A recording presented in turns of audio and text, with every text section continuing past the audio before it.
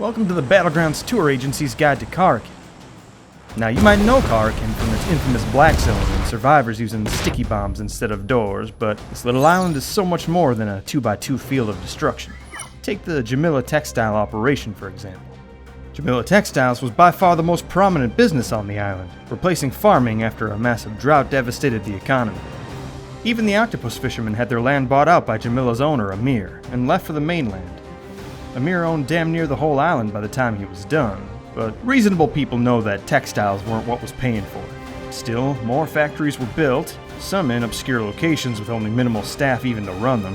In fact, there were a couple that were built, opened, and almost immediately closed and boarded up. But more on those later. Our first stop is Hayy, one of the more quaint towns on the island. Hayy had an important job, though.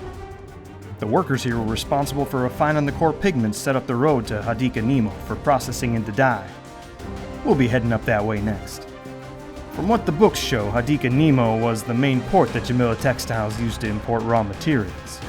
It was also the place where all the factory's dyes were mixed, as you can see from the multicolored vats here. Now, on the way to Abar is the first of those boarded up factories I talked about. They patched up the walls after the last battleground, but sure would be interesting to see what's going on in there. I got a feeling it wasn't making textiles. Next up is Abar, one of the biggest cities on Karakin. Abar was the city closest to many of the farmsteads on the island, and thus used to be a pretty big economic area.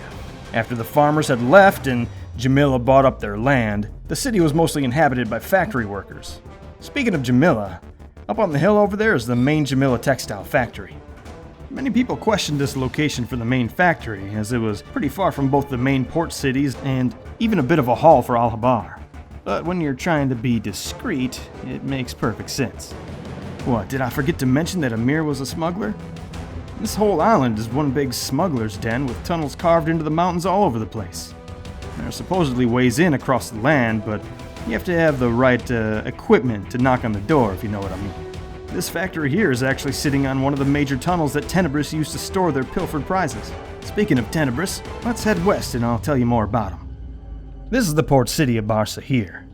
Did you notice an ominous octopus logo sprayed all over town? This was the mark of Tenebris, who were smugglers, pirates, gun runners.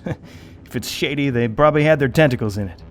We know now that Amir was the head of Tenebris and used the textile business as a front, giving Tenebris easy access to shipping lanes for piracy, a legitimate reason for moving cargo, and a way to launder some of those illicit earnings.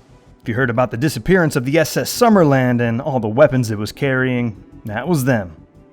Not a bunch you want to mess with. While their mark is pretty prominent here, the main Tenebris hideouts are said to be in the mountains. Not much to tell about our last city, Bashara, but people do need a place to live. This western town was mostly residential, with apartments and homes largely occupied by factory workers. There is one more interesting point to show you before we wrap up, though. Remember what I said about Tenebris? Well, let's just say that freight ships don't generally have a habit of beaching themselves.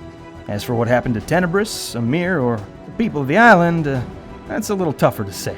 All we know is, whatever happened, Karakin's story ended with the Battlegrounds. That's it for this tour. Friendly reminder that anything you found on the island must stay on the island. And one tourist tried to smuggle a gold bar off a few trips back. Crazy what you'll find in these old places. We hope you enjoyed your experience with the Battlegrounds Tour Agency, the world's most authentic way to experience the Battlegrounds.